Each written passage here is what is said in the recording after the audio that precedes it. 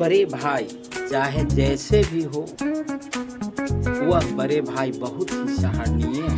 बड़े भाई एक नीम की छाया की तरह होता है। नीम की छाया, नीम की स्वाद भले ही कड़वा लगता है, लेकिन वह स्वास्थ्य के लिए बहुत ही लाभकारी है। जब नीम के पेड़ के नीचे हम सोते हैं तो हमारी सारी नेगेटिव ऊर्जा आउट हो जाता है। उसी प्रकार जब भाई कुछ बोलते हैं, कुछ कड़वा शब्द बोलते हैं, तो हमारे शरीर का जितने भी नेगेटिव ऊर्जा है वो आउट हो जाता है।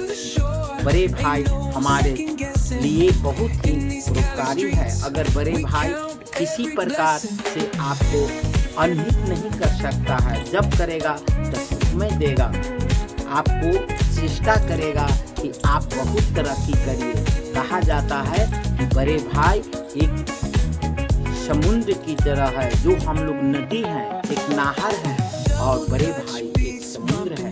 जो बड़े भाई का इज्जत सम्मान करेगा, उसके घर में हमेशा शांति, सुख, समृद्धि और सफलता की राह पर हमेशा चलेगा। बड़े भाई वह भाई होते हैं जो हमारे लिए बहुत कुछ करने के लिए तैयार रहते हैं। उनका कटु बोली है, लेकिन वह हमेशा आपको शुभ चिंतक है, हमेशा दोस्त हैं, हमेशा पिता तुल्य हैं। बड़े भाई को आदर हमेशा करना चाहिए।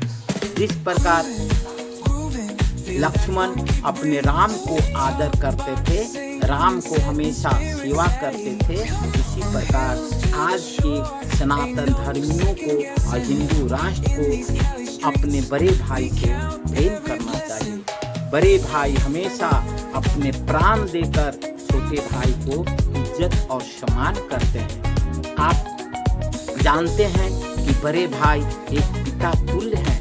बड़े भाई हमेशा बड़े भाई ही रहेंगे। वह हमेशा आपको कटु बोली बोलेंगे, लेकिन आपके हितकारी होगा। बड़े भाई में वह शक्ति है जो आपको हर मुसीबत में, हर समस्या में खड़ा रहेगा। कोई नहीं खड़ा रह सकता है, लेकिन घर का बड़े भाई ही आपको सारी कठिनाइयों को दूर करता है। बड़े भाई एक समान दृष्टिकोण से देखा जाए तो एक देव तुल्य है।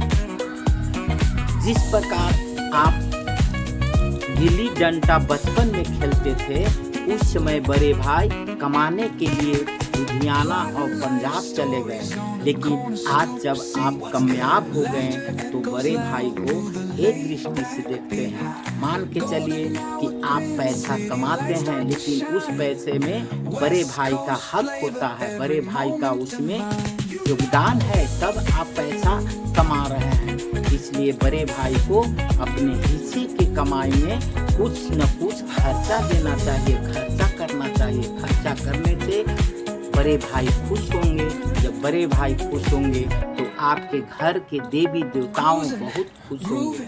जो परिवार के लिए सब चीज कर देता है, वह व्यक्ति संसार का और धार्मिक दृष्टि से भी बहुत उपयोगी है। जिस प्रकार रावण हार गया था, हारने के फलस्वरूप श्री रामचंद्र से कहा था, जानते हैं राम, मैं क्यों हार गया? क्योंकि मेरे भाई मेरे पास नहीं था। अब आप जीत गए क्योंकि आपका बड़े भाई, छोटे भाई आपके साथ था। अगर भाई भाई में सहमति हो जाए, संगति हो जाए, तो आपकी हर समस्या, हर विराट दुख को सामना कर सकते हैं।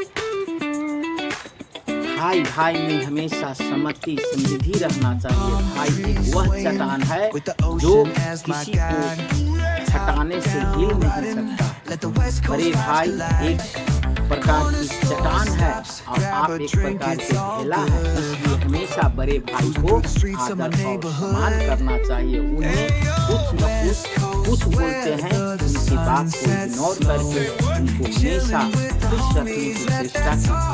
जब आप खुश रखने की चेष्टा करते हैं तो आपका विकास तट पर ऊपर रहेगा। जिस प्रकार समुद्र छोटे छोटे टहनियों और छोटे छोटे चट्टानों को लुंघराते पार कर देता है, उसी प्रकार बड़े भाई हर समस्या को पार कर देगा। त्रेता युग में देखिए श्री रामचंद्र अपने भाई के लिए राजपाट छोड़ दिए। आज के डेट में भरत ऐसा भाई नहीं मिलेगा। भरत की समृद्धि और शांति और सद्भाव का प्रतीक भरत राम का जीत दूसरे कारण से हुआ क्योंकि राम के पास दो ऐसा औजार था कि एक भरत थे एक लक्ष्मण। भरत के कहने पर भरत हर समस्या को अपने सिर पर ले लेते थे और लक्ष्मण वैसा भाई थे कि न कहने पर भी लक्ष्मण हर समस्या को समाधान कर देते थे। इसलिए त्रेता युग में श्री रामचंद्र रावण पर विजय प्राप्त किए। अगर भाई नहीं रहते तो श्री रामचंद्र भी वह शक्ति नहीं था रावण को विजय बना लेते। एक दृष्टिकोण से देखते हैं कि रावण की हार के क्या कारण था। रावण के हार का कारण था अहंकार, घमंड और उनके पास भाई का सम्मान नहीं किए। अगर विभीषण को सम्मान करते, इज्जत देते, अपने ओहदे पर बैठाते तो रावण भी कम नहीं थे, रावण की जीत निश्चित था। लेकिन त्रेता युग में यह कहा गया है और राम ऐसा भाई थे और भरत ऐसा भाई थे कि जब राम वनवास हुए तो उन्होंने घास फूस पर बैठे और सोए। उसी प्रकार भरत भी अपने राजमहल राजसी पोशाक त्याग कर वो अपने भाई के लिए फूस और घास पर बैठ के अपना जीवन यापन किए और राष्ट्रीय भोजन त्याग करके वह भी कंदमूल फल ही खाकर भरत 14 साल तक अपना समय बिताए। अगर राम में वह शक्ति है तो आप में नहीं हो सकता है, हो सकता है। आप तो करके तो देखिए, भरत और राम की प्रेम वर्षा के तो देखिए। कहा जाता है करुणा निधान रउआ जगत के दाता है, करुणा निधान रउआ जगत के दाता है, श्री भगवान रउआ जगत के दाता है। जय श्री राम, राधे राधे। जय श्री राम, राधे राधे। जय श्री राम, राधे।